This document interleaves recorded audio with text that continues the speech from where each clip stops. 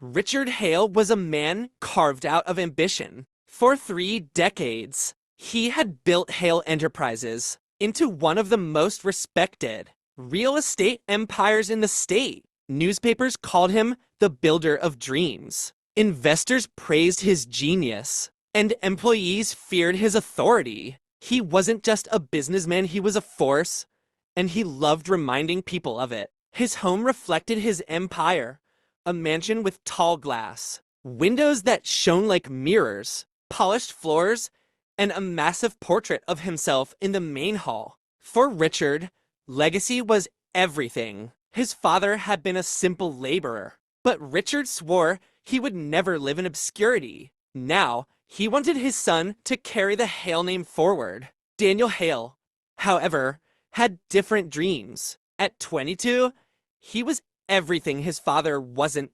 artistic, free-spirited, and unafraid to question authority. While Richard spent his nights going over financial reports, Daniel spent his nights strumming his guitar or coding projects for a startup idea. "Daniel," Richard said one evening at dinner, his tone commanding, "you're old enough now. It's time to take your place in Hale Enterprises. The board will expect you to learn." Daniel's fork froze midair. He swallowed hard before replying, "Dad, I respect what you've built, but that's not me. I don't want to sit in boardrooms. I want to create something of my own. Music, or maybe tech. I want to follow my passion." Richard's face hardened, his jaw tightening like stone. Passion doesn't build legacies. Passion doesn't keep your family name alive. You think some silly songs or computer ideas will pay the bills?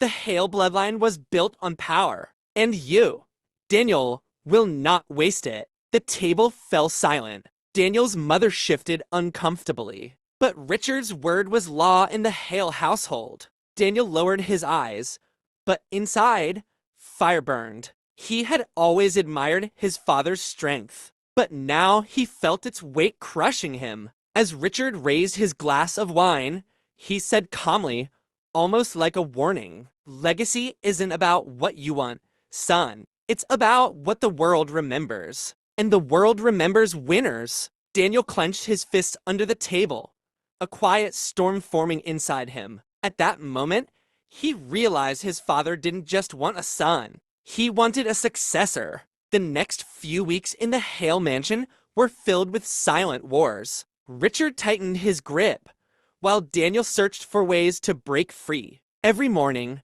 Richard sent Daniel articles about business trends, investment strategies, and company reports. "Study them," he ordered. "The board meeting is in 2 weeks. You'll sit beside me." Daniel skimmed through them, but secretly buried himself in his own projects, recording songs, designing a music app, and connecting with other young entrepreneurs online. The more he explored, the more certain he became that his father's empire wasn't his destiny. One night, Richard caught him. Daniel was in his room, headphones on, humming to a melody while tapping out notes on his laptop. The door swung open, and Richard stood there, arms folded, his glare sharp enough to cut glass. "Is this what you waste your nights on?" Richard barked. Daniel pulled off his headphones, startled. "It's not a waste. I'm working on something real. Something that could change the way people share music."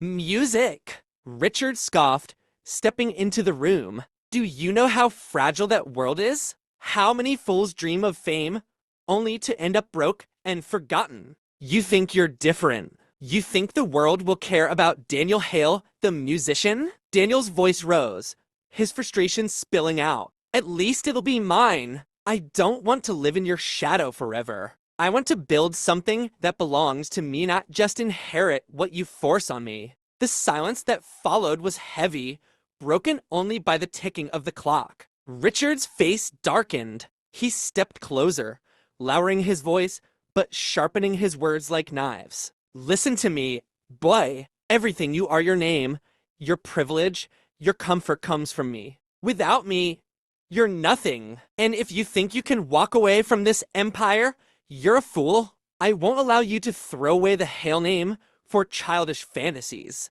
Daniel stared at him, his chest rising with anger. Maybe I don't want the Hale name. Maybe I'd rather be nothing than be your puppet. For the first time in his life, Richard's son had defied him openly. Richard's eyes flared with something between rage and disbelief. He turned abruptly and walked out, slamming the door behind him. Daniel sat in the silence, his hands trembling, but his resolve stronger than ever. For years, he had been afraid of disappointing his father. But now, something had shifted. The clash had begun. Daniel refused to back down. While Richard spent his days at the office and nights at charity galas, Daniel worked quietly on his dream project. It wasn't just music anymore. He had built a beta version of a music sharing app. His vision was bold, a platform where independent artists could upload,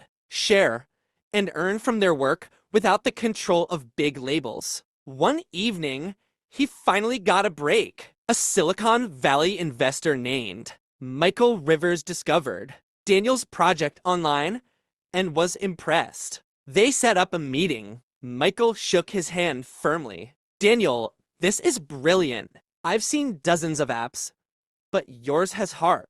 You're solving a real problem. If you polish the design, I'm willing to back you. For the first time, Daniel felt seen not as Richard Hawley's son, but as himself. He left the meeting glowing with hope. This was his chance. But fate had sharp claws. Unbeknownst to Daniel, Richard had eyes everywhere. His network of contacts stretched from city halls to corporate boardrooms. When he learned about Daniel's secret meeting, his rage turned cold. At a dinner with old friends, Richard casually mentioned Michael Rivers' name. A smart man, Richard said, swirling his wine, but foolish when it comes to picking partners, especially if he's thinking about investing in my son's hobby. One of Richard's associates laughed. You mean the music thing? Richard smirked. Exactly. My son doesn't understand business. If Michael ties his money there, he'll sink with it. Better warn him. By the next morning, Michael Rivers sent Daniel a polite but devastating email. Daniel, after careful consideration, I've decided to withdraw my interest. The market is too unstable for this kind of project. I wish you the best in your future endeavors. Daniel read the words over and over, his chest hollowing out. His dream so close, now gone. When he confronted Michael on the phone, the truth slipped out. Daniel, I don't want to get between you and your father. He made it clear the Hale family business is your future. I can't risk angering a man like him. The betrayal hit Daniel like a blade to the heart. His own father had crushed his first real chance at independence. That night, Daniel confronted Richard in the grand study. You knew about my meeting. You destroyed it. Richard didn't even flinch. He closed a folder, leaned back in his chair, and said calmly, I saved you from humiliating yourself. You belong to Hale Enterprises, Daniel. One day, you'll thank me. Daniel's voice cracked with anger. No, father. One day, I'll make sure you regret underestimating me.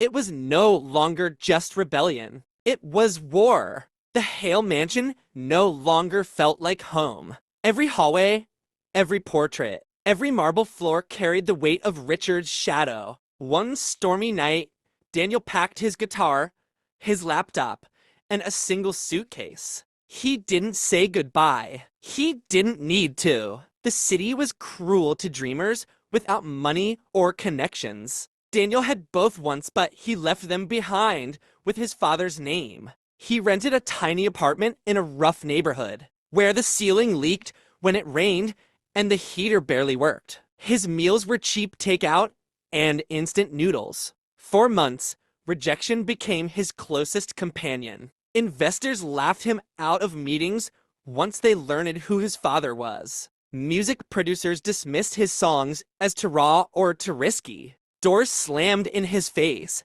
And each time, he wondered if Richard's shadow had followed him even here. But Daniel refused to quit. He worked late nights at a diner to pay rent, scrubbing floors after hours. Every spare dollar went into upgrading his laptop and recording equipment. He poured his frustration into his music, his sleepless energy into coding his app. Slowly, the scars turned into strength. One night, exhausted from his shift, Daniel sat by his window overlooking the city lights. His guitar rested across his knees as he strummed softly. For the first time in years, he allowed himself to cry not from weakness, but from the fire still alive inside him. "I'll make it," he whispered to the night sky. "Not for you, Father, not for your legacy, for me." The years passed, and with each season, Daniel grew sharper. His music began gaining attention on underground platforms. Independent artists discovered his app and loved its freedom. Word spread through forums, small shows, and late-night podcasts. By his late 20s, Daniel Hale had become more than just Richard's son. He was a name of his own, a rising star, both in tech and in music. The industry that once ignored him now wanted him. Journalists called him the maverick creator. Investors who once turned him away now begged to fund him. But Daniel never forgot. Every success reminded him of the night his father betrayed him. Every cheer from the crowd was an echo of the silence he endured. And deep down, he knew this was only the beginning. By the time Daniel turned 30, his name was no longer whispered in underground forums. It was shouted on global stages. His music-sharing app, Pulse, had exploded in popularity.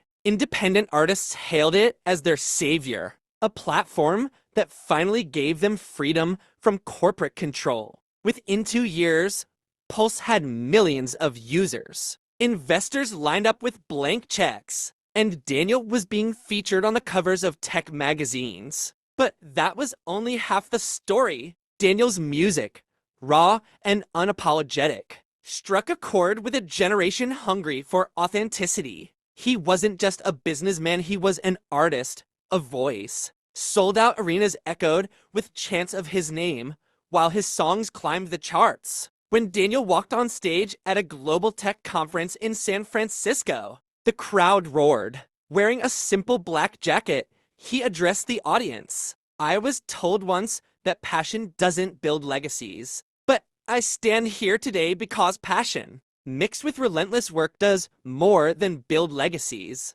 It builds revolutions." The applause shook the hall. Articles exploded across the internet. From the shadows of Hale Enterprises, Daniel Hale builds his own empire. Back in his mansion, Richard Hale read those headlines with a clenched jaw.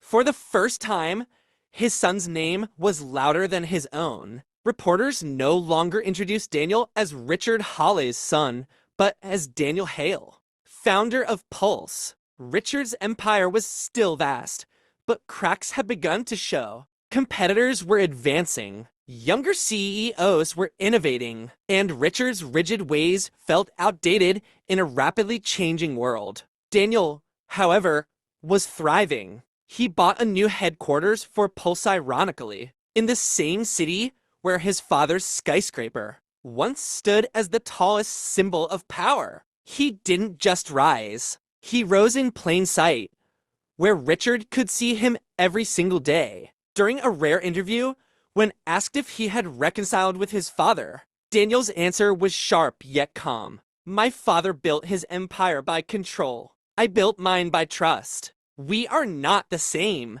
Those words cut through Richard more than any financial blow. For the first time, he realized his son was no longer under his shadow. He was his rival. Richard Hale had always believed his empire was unshakable. For decades, every deal he touched turned into gold. Every rival that rose against him was crushed under his weight. But time has a cruel way of humbling even giants. The first cracks appeared quietly. A few real estate projects stalled. Investors whispered about mismanagement. Young, Innovative firms were outbidding Hale Enterprises with smarter, faster, tech-driven solutions. Richard dismissed it all as trends. He laughed in board meetings, waving off concerns. But the board was no longer laughing. Numbers don't bow to pride. Quarterly reports dipped. Stockholders demanded answers. And behind closed doors, whispers turned into talks of replacing him with someone more modern. Meanwhile, Daniel's face was everywhere on magazine covers, TED Talks, and even morning shows. His company Pulse was not just surviving, it was thriving. Every new milestone for Daniel felt like a wound to Richard. At home, the distance between Richard and his family widened. His wife, tired of years of cold silence and controlling behavior, spent more time away. Old friends stopped calling. Business partners avoided dinners. Richard, once the man everyone sought, found himself eating alone at a long dining table meant for 20. One evening, sitting in his study, Richard turned on the television. A news anchor's voice cut through the silence. Daniel Hale, the visionary founder of Pulse, has just overtaken Hale Enterprises in market value. Experts say the young innovator represents the future, while older giants like his father's company struggle to keep up. The words were like daggers. Richard turned the TV off, but he couldn't silence the truth. His empire, the one he sacrificed everything for, was slipping from his grasp. In a rare moment of vulnerability, Richard stared at his reflection in the window. His once sharp features were now marked by lines of stress and age. He clenched his fists. "I built this family's name," he muttered. "No one, not even my own son, will take it from me." But deep down, he knew the world was changing, and he was being left behind. And in the shadows of his crumbling empire, Daniel was rising higher than ever. The invitations spread like wildfire across the business world, the Global Business Summit. It was the kind of event where billionaires, investors, and politicians gathered to discuss the future. Richard Hale was scheduled to give the keynote address, a chance to remind the world that he was still the king. But fate had a cruel twist. 2 days before the event, organizers announced a surprise addition to the lineup. Daniel Hale,